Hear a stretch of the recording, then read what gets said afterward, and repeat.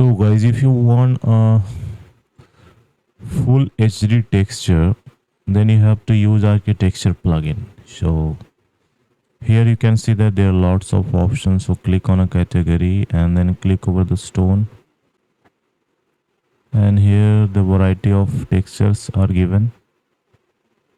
You can select any one of them. So I need this one, so I'm selecting this green marble. Then after clicking, you have to click over the import option. Okay, so just click here. Your model will be exported over here in a material tab. So just click here and then apply over here. That's it. So you can see the textures resolution is very great. You can use it for your render. So guys, if you really like my videos, please share, subscribe and like, and you can follow me on my Facebook. So have fun guys, see you next tutorial. Thank you.